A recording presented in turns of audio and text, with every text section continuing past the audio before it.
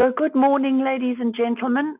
It's really lovely to have you with me this morning. Thank you so much for giving up your time and for being able to be here with us. I really do appreciate that.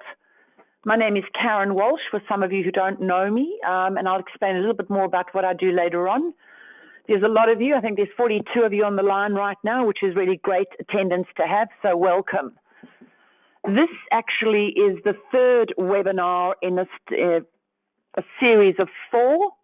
So the first one was how to be an exemplary leader in times of change and challenge.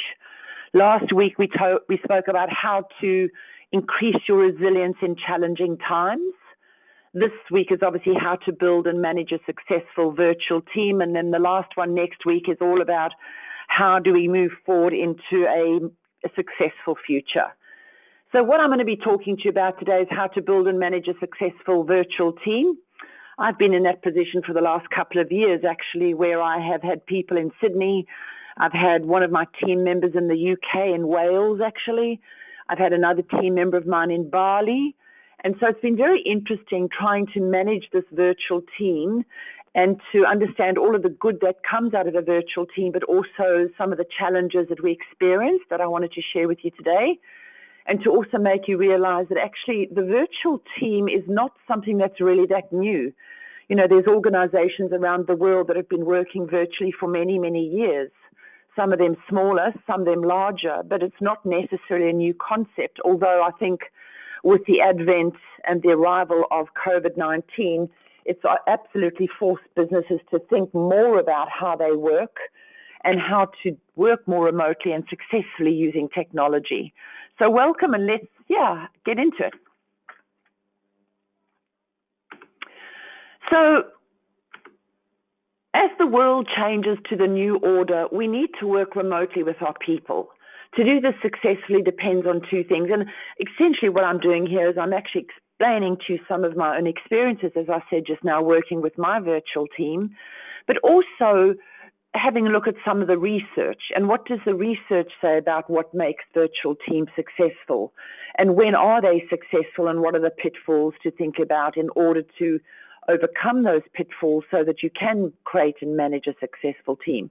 So in my experience, I think it depends on 2 things really. First and foremost, their understanding of what their role is. So your virtual remote employee knows exactly what they're supposed to be doing. They're clear about their goals. They're clear about what the role is and what needs to be done and by when. In other words, it's almost thinking about having a virtual team just in a different location, not working in the same building as you're in. That doesn't mean that they shouldn't be as productive at home. Absolutely not. They need to be as productive at home as they are at work. And I think that's an absolutely key concept of managing successful teams, is it doesn't matter where they are, as long as they do the work and they produce the quality outcomes that they're supposed to in times of change like this. And then sometimes people ask me, well, what happens if they can't work virtually? Well, that's a whole nother situation whereby we have to look at, well, how can they work in the organization? What are the things that they still have to do by coming to work? So an example would be Master Builders Association is one of our clients, and I was speaking to them yesterday. Half of their workforce have to be at work, so they have to go back to work and continue working because they regard it as an essential service. And yet some of the people in the organization whose roles specifically are not seen to be essential, they are able to work from home, but obviously still producing quality outputs. So certainly to understand what they're supposed to be doing. And I think absolutely the concept of trust. Trust that they will get the job done. Trust they will give it their all, to be loyal and committed to doing what they are paid to do without their leader reminding, pleading, or begging. And it's a really interesting thing. I was speaking to somebody yesterday who rang me about this virtual team issue, and she said, you know, I find myself having to chase my people to put their reports on time, to make sure that they get things done when they're supposed to. And I said to her, it's really interesting to me, did you used to do that when they were working for you face to face? And she said, oh, yeah, mostly. I always find I have to chase them. And it's really interesting. If you're chasing your people, I always say then we've got it the wrong way round. It's not ever in leadership that we should be chasing our people to complete things, ladies and gentlemen, whether they're at home or whether they're working from you at the office. It's more about you have deadlines for your people that they have to commit to, and they need to be able to finish what they're supposed to do on time without you having to chase them all the time. It's more around if you have to chase and beg and plead, it's a leadership issue. It's not necessarily a worker issue. Now, why do I say that?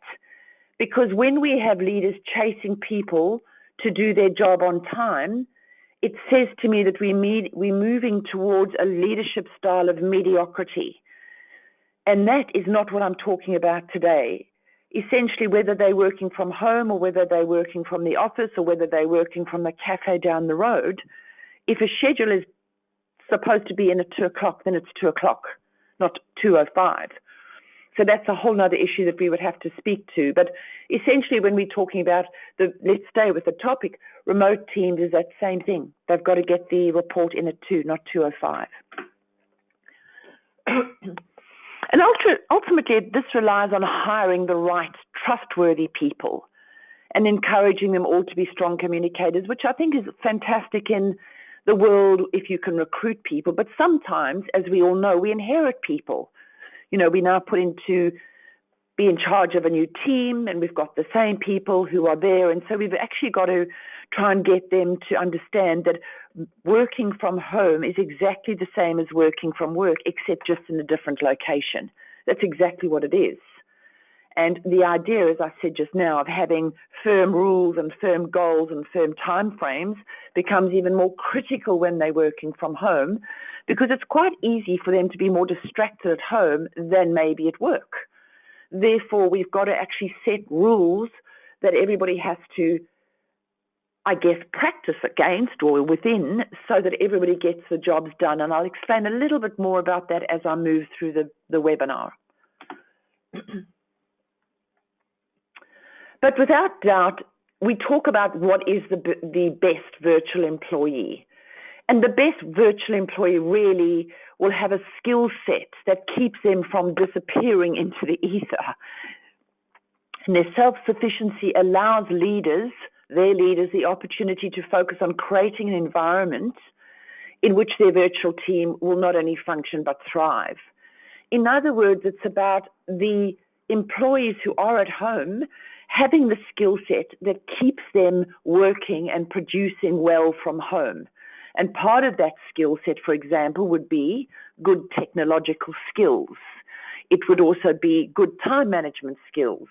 It would be a sense of commitment to getting the job done and being loyal to the organization and their role and doing what they're supposed to do on time so that their leader leaves them to get on with what they're supposed to be doing and has the ability to give them the autonomy to do what they need to do.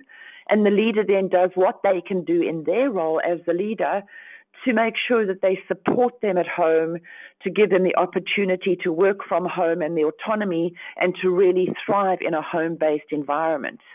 But when the leader is still trying to get the employee to do their job, as the previous slide said, then it becomes more difficult for you to actually lead this team because you're so busy trying to get them to do the job as opposed to creating an ongoing, really thriving environment in which they can do so. So I'll talk a little bit more in the webinar about what is the perfect remote employee and what do they do and what are the things that they manifest every day. And I think that's an important point because sometimes we lose sight of what that looks like. So what does the best remote employee have? And again, coming back from my experience, it was quite difficult in times because, as I say, we're sitting in Sydney. One of them's in Bali, different time frame. One of them is in the UK, significantly different time frame. So it was really interesting to work out what some of the things are that we need to have, but also the challenges. So, all right, let's have a look at what does the employee have. Firstly, they're a great self-manager. In other words, they can manage things. They manage their workload. They're going to get more involved in things at home during work hours, sometimes, not always. They might have to go and fetch the kid from school because now they can, And those are the kind of distractions I was talking about earlier, that sometimes that's going to happen because they are at home now. Also, for example, for workers who have got young children, it might be a lot more difficult if those children are not at school at the time that they're at home. So they've got to juggle workplace, they've got to juggle children, they've got to juggle a whole range of different things in this new world that they may not have had to juggle in the past. However, those that we know are good employees are those, they're able to manage those well. And I've got a couple of tips and tricks I'm going to share with you a little bit later on. They're good communicators, ladies and gentlemen. So they write often, they connect often. And these are also what I think are some of the rules that should happen with remote employees. How often do we connect? How often do we write to each other? How often do we talk to each other? But what you want is, you don't want to leave a virtual employee out there sort of isolated, because sometimes they feel isolated alone. However, it also works the other way, and that is that I've got a very, very good friend of mine who works for a very large insurance company. So she deals a lot with claims and vulnerable people, etc. And she's been working remotely for a long time. And what she doesn't want her leader to do is to hassle her all the time. She just wants to be left to do her job.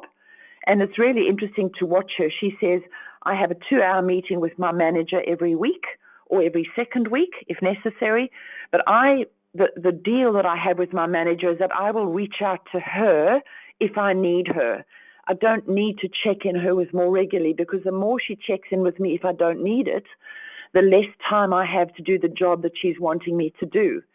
So sometimes for some of your more experienced employees, what I'm saying is ask them what they need and how you can serve them, aka the servant leadership model, as opposed to demanding them being, online all the time. Have more structure around that, because particularly your more advanced remote employees know what they need and know what they want. And our role as leaders is to provide that to them so that we can all then have a highly performing team. Your more new remote employees, you might have to have more structure, more phone calls, more emails, etc., until kind of a sense of balance has arrived. Your remote employee reaches out for help. So Deb is the friend I'm talking about. She reaches out to her manager if she needs her. She doesn't want to go it alone. She knows that there's a whole team out there, and she's actually gotten in her mind who they are and where they are. She's met them once before, so they can actually put a face to each other. However, they also have team meetings via Zoom once a month where they talk facially. They do online meetings, online webinars, online training.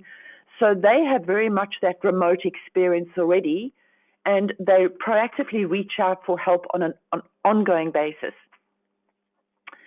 Integrity is something I believe is absolutely critical in online employees. And I guess we would all have different meanings and definitions about what integrity means. By definition, integrity means to do what we say we will do. In other words, your remote employee does what they say they will do. They do their job according to the timelines, according to the very best of their ability. And for example, if they've got 6 things they promise you they will do on that day, then that is what they will do. And again, I think integrity is a very, very key component of trust. If you don't do what you say you will do, people will lose trust in you. And that's as a leader as well. If you're a leader, there's quite a few of you who are leaders on the line. It's about doing what you say you will do to support your remote employee, to help them do the very best job that they can do, and to know that they are able to call on you if needed.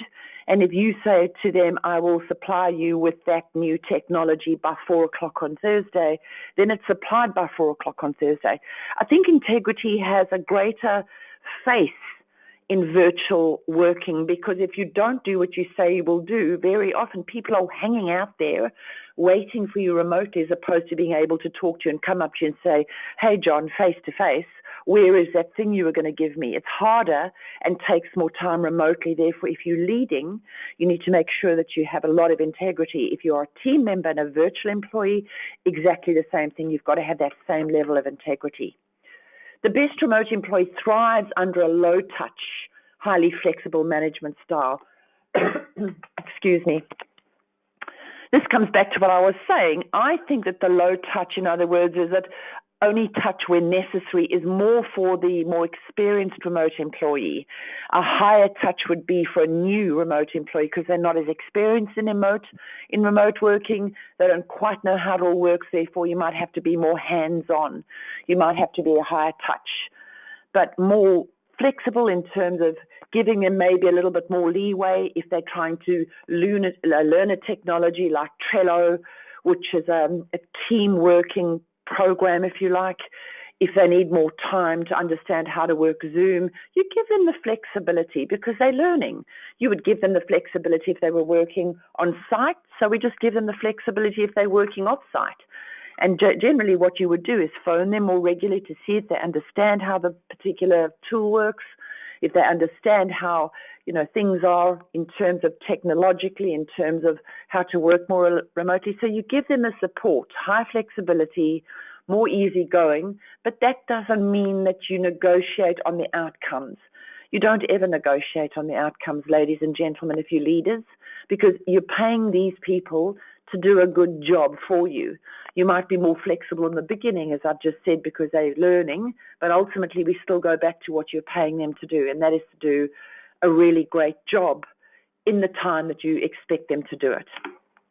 Trustworthy, well, I've mentioned that before. It's very interesting. Trustworthy, as I said, goes in with integrity. I was working with a group of people just before the whole sort of quarantine thing happened, and they were all executive leaders. It was a very interesting session. And why am I sharing this with you? Because I asked each and every one of them, tell me what trust is to you. What does trustworthy mean? And there were about 9 of them in the room. And why I'm sharing this with you is because each of them, can you believe this? Every single one of them had a different definition of what trust is. So why I'm sharing that with you is that when we talk about trust or being trustworthy, if you're wanting to share this recording that you will get later with some of your team, ask them what it means, because these people had different ideas. To me, trust is I trust somebody when they show me that they are loyal, when they show me that they will be supportive and do what they say they will do, aka integrity, when they're honest. I couldn't get that report done on time. I'm so sorry. Could you give me another day? I wasn't able to. I had an emergency at home. I had to help my child. Honest, because we all have difficulties in life. Life isn't always fabulous for us. So trustworthy to me is about being honesty, being reliable. If I know I ask you to do something, I know that you're going to do it. That to me is what trustworthy is. The best remote employees manage well without the regular social environment in the workplace. What I really love about working remotely, and it's interesting, I've been working remotely really for 10, 15 years, is that, and I'll explain my routine because this might help you, and this is really what you might want to think about talking to your remote employees about. My work is very structured. What that means is I get up in the morning, I'll sort the family out, and I go for a run. I run generally 5 days a week if I can. Why do I run? Because I've always run. I've run my whole life because that's my spiritual time. That's my alone time. That's my thinking time. I like to run early in the morning, so it's pretty, I'm the only person around really, and I just love using, I suppose, the energy I have to feel well, endorphins and all that. Very structured. Then I'll come home, I'll have my breakfast, I'll have my shower, and then I go to work. So work could be a home office or it could be an office away from the work where I work at home. But what it is I do everything regularly. So I start, and generally what I do, I start probably from about 7:30. I'll probably go to about 11. I have a cup of tea. Then I'll come back, and if I'm working at home, I'll come back at about 1. I'll stop at 1, have a break until 1:30, and then I'll go to 3, exactly like I would do if I was doing a work at, in an environment, an organizational environment, stop at 5 or 6. So it doesn't really change. I have the same structure here that I have, let's say, in a North Sydney office or in our office maybe in Parramatta. It doesn't change where I go. I keep the same routine. And I think that's an interesting thing because I don't need the regular social environment if I don't want it that I might get in a regular workplace. I might say, right, I've got to actually now, I tend to be more drawn away into doing some home things because I'm here. But I think what the best way of getting productivity and effectiveness out of your team is get them to have a structure around their way that they work at home. So my friend Deb, I was explaining just now, she's got absolute structure. I've watched her. She does exactly what I do. She'll get up, she'll go for a walk or not. She'll have her breakfast shower and she gets onto that phone. She's a telephone person, as I say. So she handles all of her clients online, telephone. She's on a workplace system, technology system, so she talks to these clients. She does exactly what I do. She starts with her day at 8, she'll go until 10, have a coffee, go till 1, have a tea or bit of lunch, go till 5. So regular, structured way of working. They structured in the way they work, giving preference to quality outcomes. Now, here's the thing, right? When COVID first arrived and we got the quarantine, I had some of my friends saying, "Yeehaw, you beauty. Yes, finally I can stay at home and do things and work." And I remember saying to some of them, you have no idea that you might think that this is going to be the party and let's work from home and let's have a, couple of beers after lunch, or let's just go out and, do our thing at lunchtime, or let's take the afternoon off. It's fine if that's what they want to do, as long as they've done the work before that, or as long as they've got structure in the way that they work and they're providing quality outcomes. But the reality of the situation with virtual teams is it doesn't work that way, ladies and gentlemen. It's around structure. It's around doing the same things that they do at home that they would at work. And to make sure, they need to make sure that they're giving preference to providing you with quality outcomes. And I think it's a very, very important point that if you're a leader on the line and you're listening to what I'm saying, because I'm a leader on the line, is I demand quality outcomes. And I exactly the same thing. I want it by Friday at 2 o'clock, not Monday, the following Monday by 5. So you don't really change anything, as I said, except where they are, and you're using a lot more technology to help you run the teams that you're running. But at the end of the day, they're still accountable, responsible, and they have to be committed to what they're doing. It doesn't matter where they work. That's what makes the best employees. So my question then to you is, do you have these?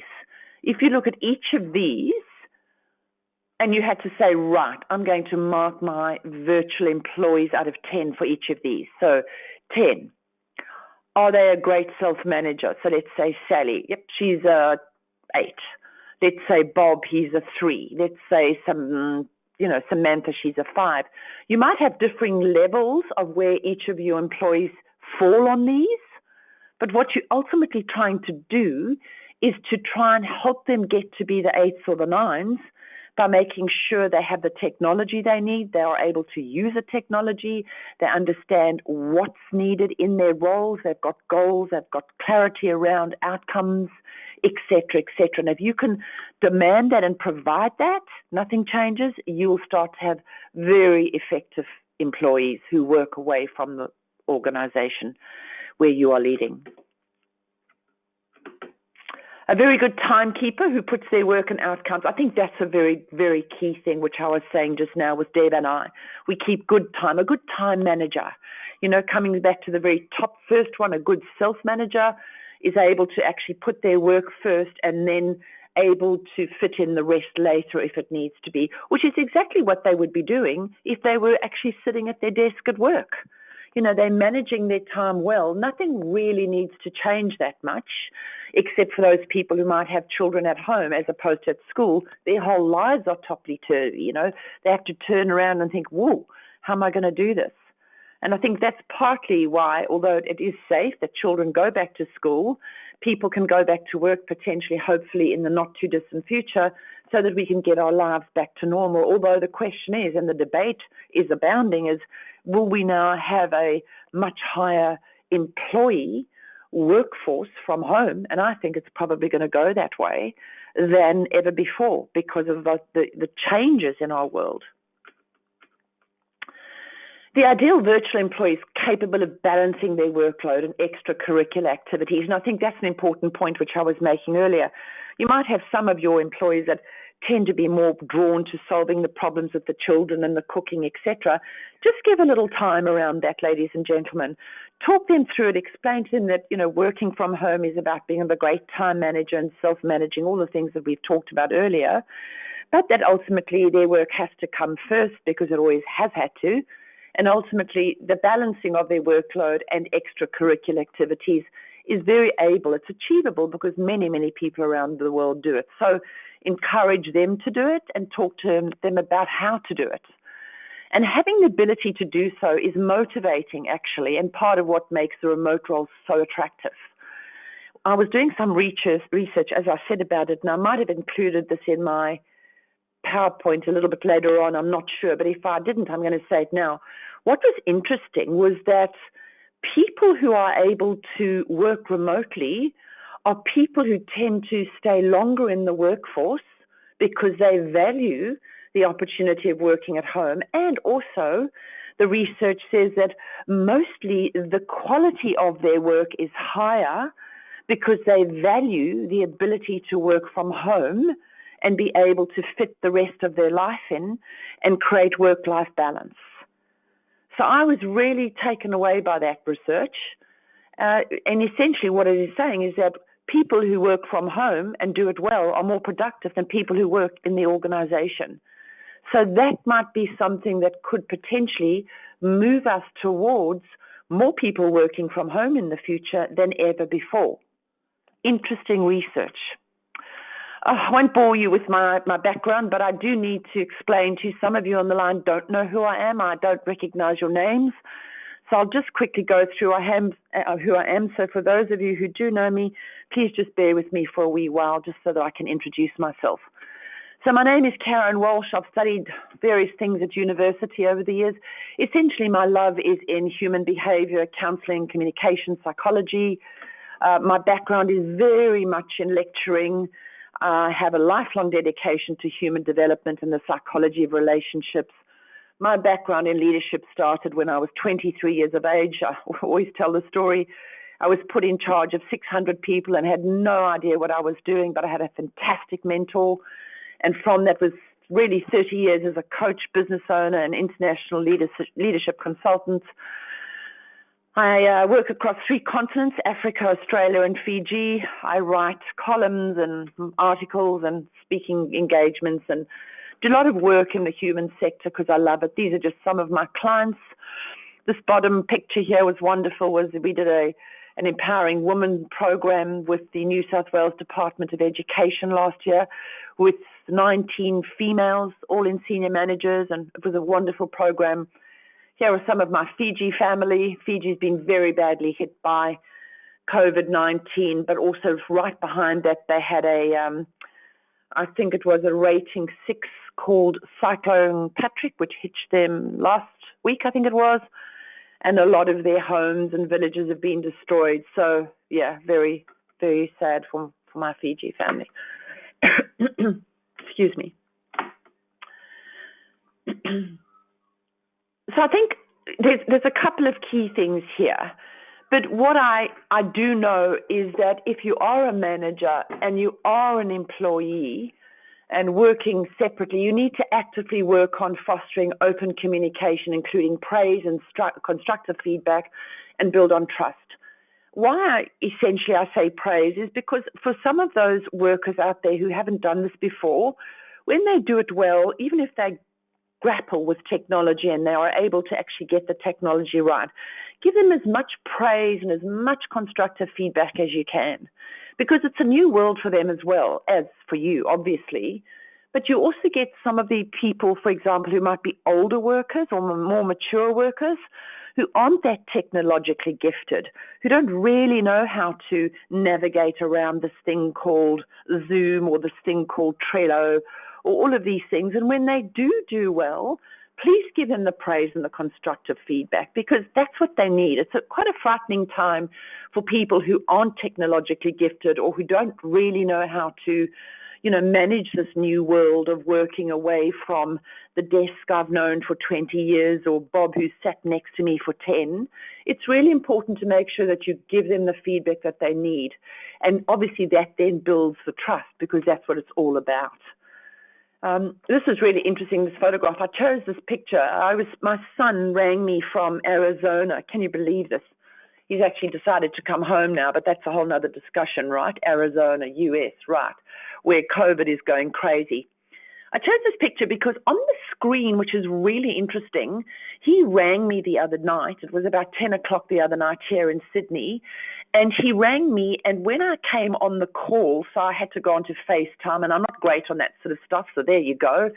And I was able to navigate the screen, and I went on, and there were 7 or 8 of us, I think, on my screen. So on my phone, I was lying in bed, and there were 8 people on the phone. And I thought, what on earth is this? And so what he had done was he had got all of us on the phone together at the same time.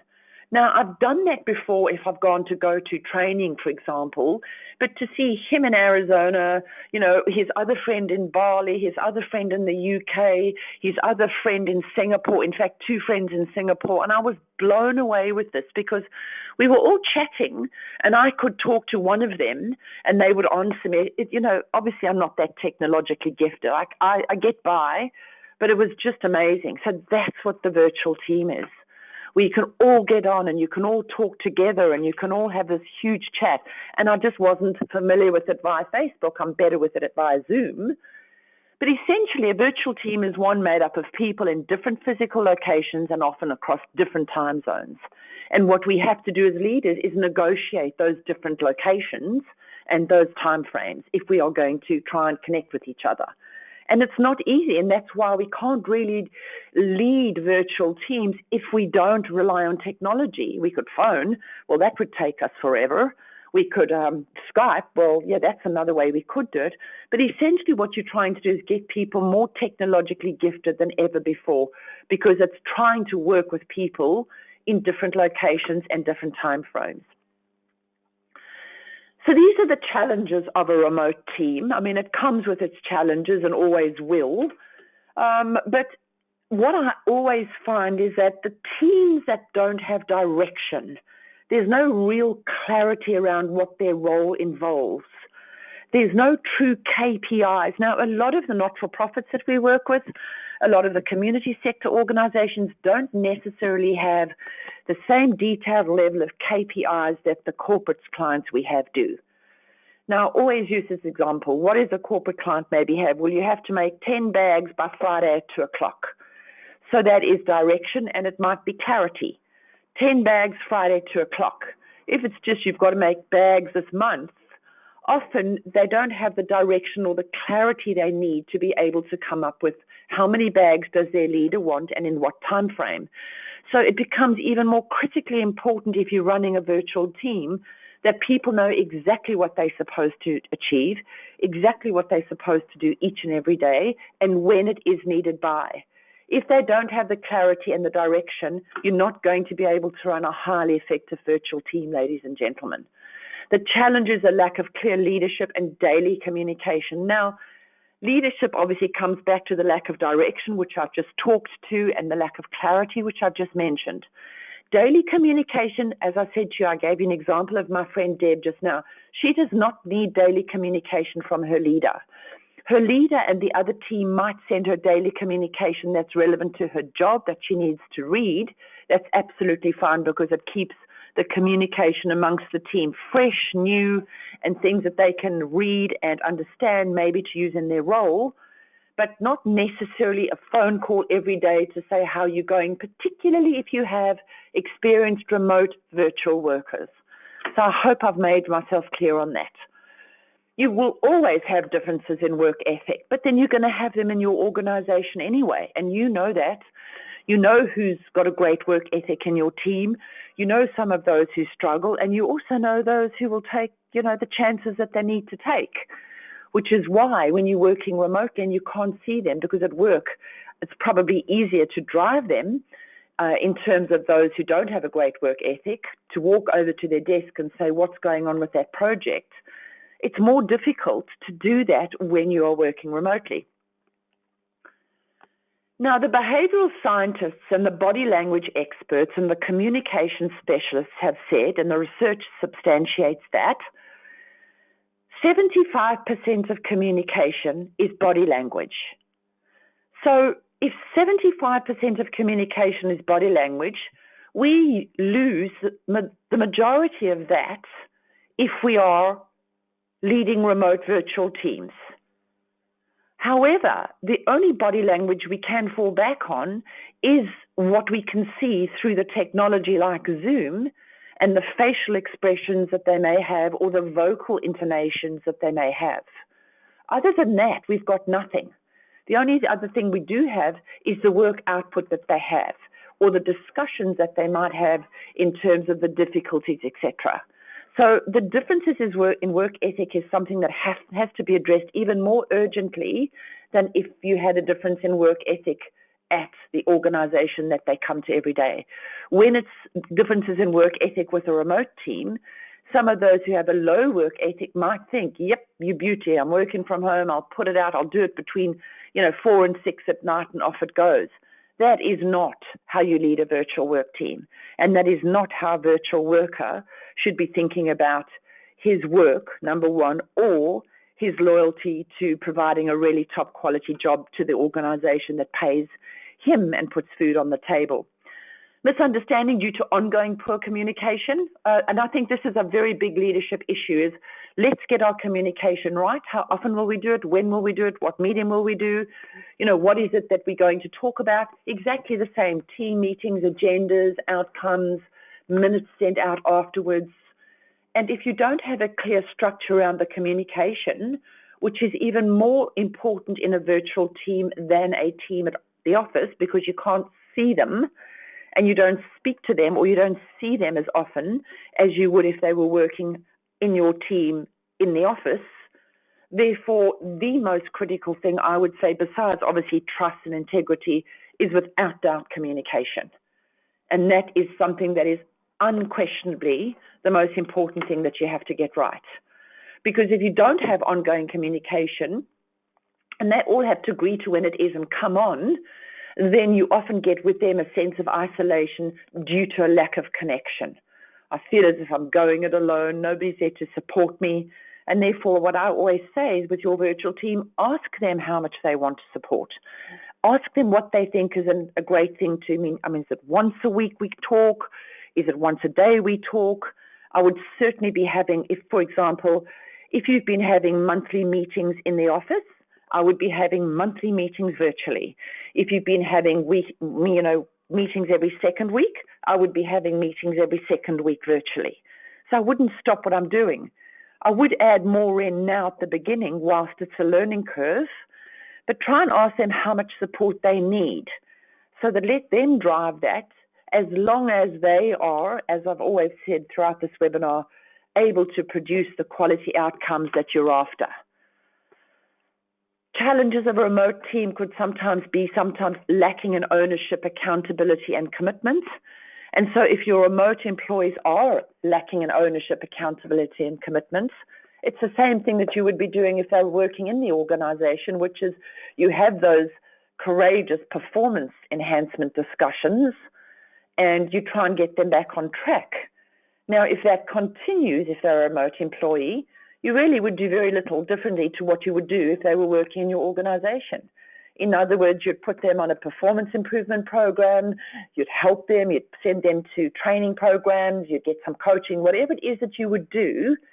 But ultimately, ladies and gentlemen, and there's a lot of you on this line who are leaders today, if they are not hacking the virtual remote experience, and you've given them the opportunity time and time and time again, and you've given them all of the resources, then you as a leader need to make that hard call. The reason why I'm mentioning this to you here today is because I'd say this year in both Fiji and Australia, where we've been working, obviously, one of the biggest problems I think that leaders have is dealing with people who are not taking ownership or not being accountable or committed to their jobs and letting them go on a PIP, performance improvement program, and let them stay there. And then what happens is they come off the performance improvement program because they've come good, and then they're good for 6 months, and then they go on to a performance improvement program again. That's not leadership. So leaders really are serious about their people and themselves taking ownership, being accountable, and being committed. The challenges is different time zones. Well, as I said, Ashley was in Bali, Charlie was in Wales, some of us were here in Sydney, and it was very, very difficult. Bali was only 3 hours behind us, so we could actually have a meeting with the Sydney team. Charlie was in London a long, long time behind us, so sometimes I would try and work out whether we could actually do it according to Wales time. It didn't always work that well. So what ultimately we started to do was we started to have a Bali-Sydney meeting, and then those of the team who could come onto the Wales team, with Charlie and I came on. And the most important thing that we had was Zoom, and the most important thing I had with all of them was just regular communication. Skypes, Zooms, phone calls, emails, Trello, and we really did a good job overall. We're still doing a good job. Charlie, unfortunately, isn't with us anymore. She went off to do some other humanitarian endeavors. And so at the moment, we're just sitting with Bali and Sydney, which makes it a lot easier. But still, we don't have an office where everybody comes to. We're still working remotely, largely, although some do come to the office sometime. Second guessing due to lack of communication and connection. So what should I do here and what should I do there? And I'm not really sure. So people start to make decisions not based on fact but guesses, which obviously becomes problematic in organizations, and feeling ultimately unsupported. So how will my virtual team work together today?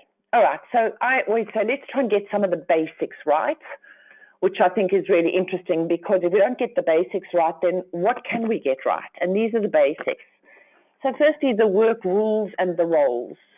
So it's the very top of the screen. I don't know if you can see it, but the very, very first thing says work rules and roles. Comes back to what I was talking just now about the leadership clarity and goal definition, and, what are they supposed to do? So the work rules are, what are the rules? How many hours a day do you want from them? So I want, 7.5 hours a day from you. It hasn't changed. Just now that you're working from home, it's the same thing. But it could be maybe you can do the flexi hours. So instead of doing from, 8 in the morning till 5 at night, you might want to do it from 10 in the morning until 7 at night. So what are the work rules that you're prepared to do? What are you prepared for them to do? Are you prepared to give them flexi time, and what would that look like, and how would that look like for them? And what are the roles that you want them to do? So it was interesting. I was speaking to one of my clients the other day who's a high up in a council. Now, a lot of the council roles are roles whereby, for example, in a library, if they've got to stay at home, what do they do? What jobs do they do? What are the roles? Because they can't, it's not as if they can take their library and do it remotely. Well, what's interesting is that what they came up with is that they could do some cataloging from home. They could look at some of the resourcing from home. They couldn't do all of the things like tidying the library, et cetera, but there were things that they could do. And as they go back slowly to work, they'll go back on a part-time basis, where some will go back and start tidying up while some will work from home. So what are the roles? What are they doing from home, and what are the work rules and what are the work roles? I like this. I always say this is a key thing in many organizations, a team charter. A team charter is essentially like a team code of conduct, how we work and relate with each other. So lots of organizations have code of conduct. I think it's always important to have a code of conduct. This is like a code of conduct. Why I call it a team charter is because I want teams to come up with their own team charter that's related to the overall code of conduct. In many organizations, the code of conduct is fine, but most organizations, or most people in organizations, don't really know what they are. And if they are, they're quite relating to things like alcohol policy at work or work health and safety. A team charter is we will be supportive of each other at all times. We will reach out to each other at all times if we need each other. We will be professional in everything we do. We operate in a team spirit of achievement and ongoing collaboration. That's a team charter, which is a really critical little tool that we work with, and I think it works fabulously with us. As I said just now, communication is so critical. Excuse me. So how often will we speak to each other? In what form? How will we gather on technology? Are we going to do videos or tablets or Zooms or, what is it? How often will we speak? And I would be telling my team, which I do once a month together, once every 2 weeks together, and then I might speak to each of them individually once a day, once every 2 days, depending on what I need, depending on what they need. So it's driven by their needs and the needs of the business. What media will we use? And again, this is something I was saying to just now. People are petrified of this. Some more mature staff might be emails fine, phone is fine, Google Hangouts, GoToMeeting, Skype. What is this? But it's really important that you use a media that is able to get the job done, that enables them to be collaborative and is easy for them to use. So things like Skype is really easy. GoToWebinar is really easy, which is on what I'm on right now. It depends on what it is, but it's important that whatever you choose as a tool, they are able to use. Team collaboration. So what I always say is, if you're doing a project, for example, use a collaboration tool that shows what each team member is doing. So there's one called Trello. I don't know if you've heard of this, but it's a project management tool essentially where it's live. I can add something up, and then Ashley can add something up, and then Gail can add, and we can all see what everybody else is doing. Fabulous tool. Technology. So who will be responsible? The issue around technology is important because, for example, if you're using Skype for Business, right, in your office, I know, for example, that the New South Wales Department of Education does. So we're all on there. So what happens if it goes down? Who's ultimately responsible for it? So if they're working remotely, sometimes it's actually still attached to the work technological system that's sorted out by IT. Therefore, IT might be the people who own it. Is there a help desk if it goes down? Those sort of things are important when things go down or things go wrong, as they ultimately will and do. Here you go. So, for example, ownership and responsibility. How can you foster an environment, in constructive feedback when your team is often communicating in writing? So what I always say is generally the same thing as if I was actually seeing my team face to face. If I have I feel that the team isn't working as well as they could be, or I feel that some part of the team project isn't going well, I'll then speak to the team itself, them, constructive feedback. This is what I think we're doing well. This is what I think we can improve upon. If it's one person only, then I'd have that discussion with them only, just like I would if we were all in a big room together in the office. But I also think the other thing that's wonderful, if you can, is try and bring a bit of light-hearted things to the way that you work. For example, if you have a crazy hat day every last Friday of the month, then do the same remotely. Have a crazy hat Friday on the last day of the month. And when you all get together and speak on Skype for Business or Zoom, where you see each other, you've all got a crazy hat on. In other words, don't change as much as you can. Try and keep things constant. Try and bring in a couple of little things that might even be more valuable for them, like rewards and rewards. How will you celebrate? The things you did at work, the employee of the month. It could be like sending them a little present via the email. So let's say that Joe has worked the hardest this month and put in the best outcomes. So you feel that Joe deserves a reward. You might send Joe by email, you might send him a movie ticket for 2. Or you might find out that there's a restaurant he's living in Foster, Tuncurry, and you go online, find a restaurant and give him a restaurant voucher. And you might decide to give it to him in the team meeting, or you might send him an email. You do it the same way that you would do it at work, but you might now just obviously have to use technology more because they're not there. So coaching from a distance, essentially, I think is a really important point because, essentially for many of us, that's what we're doing. I do one-on-ones with my team. Very often I do that every week. I'll have a one-on-one with them, or depending on what's going on, we might have a one as a team. All depends on what's going on. But I do like to do ones-on-ones regularly because I think the ones-on-ones, each of them are at a different level of their careers. Each of them might have different skill sets. So I do like to do the coaching with them and to help them where I can. Obviously on things like leadership, reports, communication, team development, all that stuff I can help them with, yes. Things like advanced technology and IT, they basically coach me from a distance. So there you go. It's a two-way thing. But, I think it's about Same sort of thing you would have if you were with them. What I do is I create a folder for each team member, and then when I'm speaking to them each week, I've actually got their folder and I'm going through their folder. I'll send them the notes from last time I met with them last week. We'll talk about what they've done, because last week they had to do 2 or 3 things, and we talk about what they've done, how that went, whether they felt that it was successful, where they needed help. So we'll work on that and do a sort of team briefing around that, and then we'll talk about what they've got to do for the next week. So what I do with them is in each week is I actually catch up with them weekly, see how they're going, and then next week I'll catch up with them again and give them the notes from last week so we can go over it. So it's like a bridge from last week to the next week. However, if I was managing somebody like Deb, as I explained just now, I would only touch in with Deb or communicate in with Deb when she felt that it was necessary or I felt it was necessary. Because if you have got highly capable and experienced remote workers, don't micromanage them, ladies and gentlemen. It's not a good way to lead them. They'll go. Surprise individuals who are doing a good job with a gift card or, movie ticket in their email inbox, as I explained just now. Promote and support attendance at conferences. Now, obviously, that's not going to be happening right now, but in the new order, the new way of working and the new way of living, the fact is that to send somebody who might be remote on a conference is a great way for them to connect with other people, to connect with people in the industry, to keep their hand in, etc.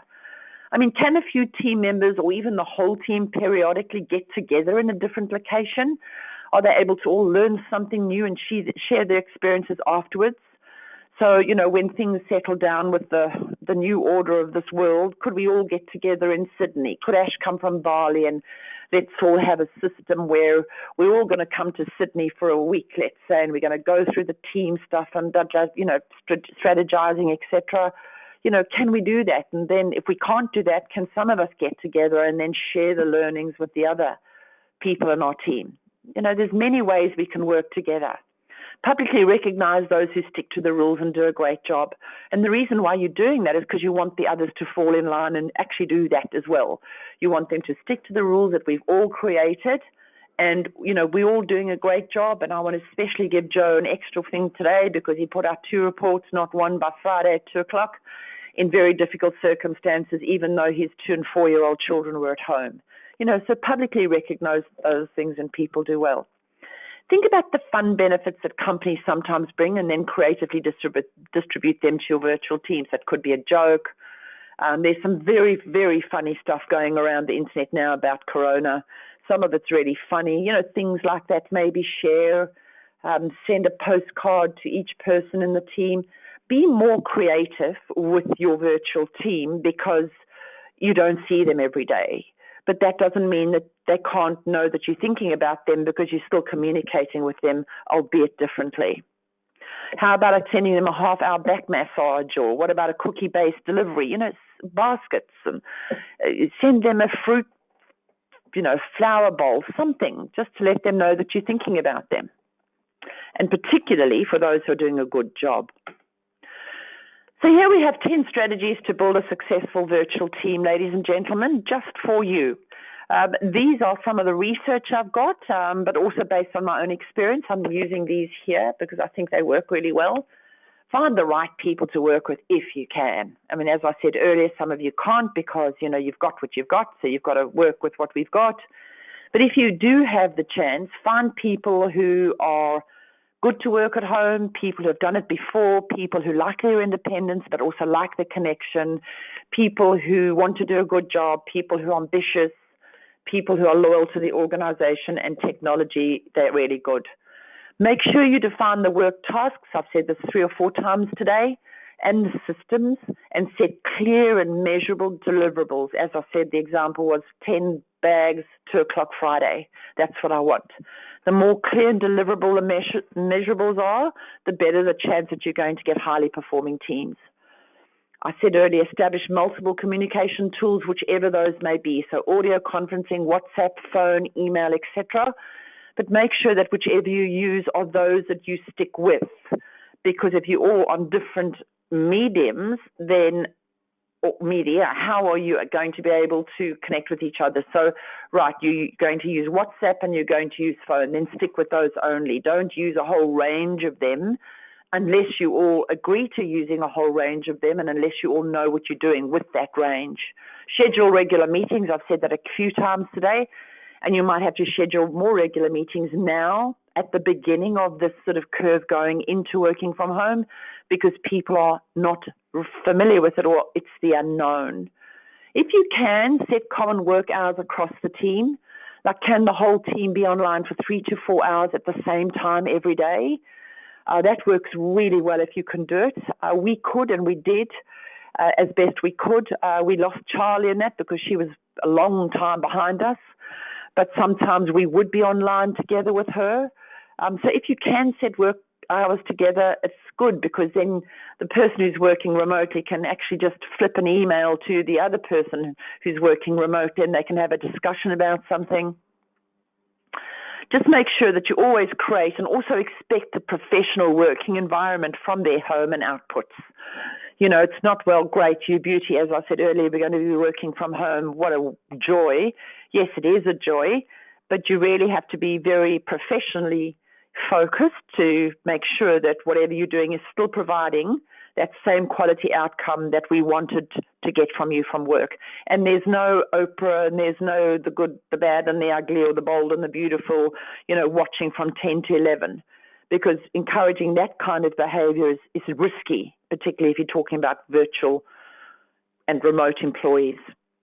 Always choose video discussions over emails. So I always like to see my team as opposed to emails. I've got an issue with emails. I know emails are important, and my clients in Fiji, emails are big, popular form of communication, but it's not mine. I think if you have the opportunity to do either the face-to-face with the person or face-to-face via video, that's always the best way to do. Try and reduce your emails and increase your video outcomes, much more appropriate on remote activity, but also much more personable and much more intimate, I think, with your people when they can see you as opposed to just talking over emails. Establish a recognition reward scheme for those who go above and beyond. Well, nothing that you wouldn't be doing it in the office, I'm sure. And that was the, you know, basket of cookies, or it would be the flower basket or the movie tickets. Choose the right project management tools for the team to access. So get your tools right, because if you don't get your tools right and people are struggling to actually use the tool, then what's going to happen is that your efficiencies and your productivities are going to drop, ladies and gentlemen. So make sure that your people are trained in what they need to use. And if they're not trained in it, then find somebody to train them in it, give them the opportunity and the time to become more familiar with the tool. And it might take a couple of days, it might take a couple of weeks, it might even be a couple of months to get right. But ultimately, keep going, because it's just really for people who are unfamiliar with technology. And remember that, you know, a lot of people working in your team or in your organization or just in the world generally are from the older generation, and they didn't grow up with technology. The Generation Y, when I watch my children, who are all Gen Y kids, on technology, honestly, my eyes just roll over and I think, oh my gosh, how will I ever be able to do that? So those are the 10 strategies that I chose, as I say, some from mine and some from research. And I think they're all important to be able to have a highly successful virtual team. So one benefit of virtual teams, so here you go, and this is probably what I was referring to earlier. Research indicates higher retention rates. Working from home offers the flexibility needed for better work-life balance. Studies show that fewer employees who work remotely quit. They also are more likely to eat more healthily and have lower stress levels. So in other words, they actually value working from home, and they will do everything they can to look after their job and do it well, because it also gives them the opportunity to have a better work-life balance. I think that's a really important point, which I hadn't actually thought about until I read the research. One disadvantage is communication. While all teams should have good communication, remote teams need to be experts at it. You need to know how to use technology. I've said that a couple of times. which takes a little sophistication. If some struggle, the very thing that keeps them together, technology, issues can arise. So that can be a disadvantage. So I'm just looking at the time. I guess the thing is, what will you take from this webinar today, and what will you use in your teams? What one thing will you take? I've taken you through quite a few things today, so it would be really interesting to see what you would take, and you're very welcome to just pop it through on the questions there. Before I go any further, what would any of you take from today? What would any of you think, aha, that's a golden dice, I haven't thought about that before. Has anybody got any thoughts about that? Okay, so I've got one John saying greater work clarity. Thanks, John. I've got Sue saying be a better timekeeper. Sue, you're a leader, I can see. Anybody else want to throw theirs in? Okay. I've got Ken saying I'm going to make sure that my people have a better understanding of technology. Absolutely, Ken, because if you don't have the technology or they don't have the technology, you're going to struggle to get productive and qualitative outcomes from them. So let's talk. Really happy to help you with anything, to talk with you via email, to talk with you via face-to-face. What we're doing is we're also doing these 4 training packages in organizations, but we're actually extending them to half days. So creating successful virtual teams is not that hard if you get the basics right. So connect with me on LinkedIn. If you would like to discuss with me any of the online training or the online things we are doing, connect with me on LinkedIn. There's my LinkedIn address, and there's my email address. Would really love to be able to chat with you or to spend some time with you. Vicky's saying one thing is to ask how much support each person requires. Absolutely, Vicky, because just remember, they require different levels of support. Some of them, and personally I think those who are more technologically advanced might need less. And Janine, clear communication strategy, absolutely, because if you don't have that, how will they know? 2 most important things. And the third thing I would add to that would be roles and outcomes. How much support you need, what's the communication strategy, what are the roles and what are the outcomes? So fantastic talking to you today, ladies and gentlemen. I really hope to hear from you. Please contact me if you can. I'd love to be able to know what your challenges are. I'd love to be able to know how we can help you. You know where I am, and hope to speak to you next week. Take care in the meantime, and God bless. Bye.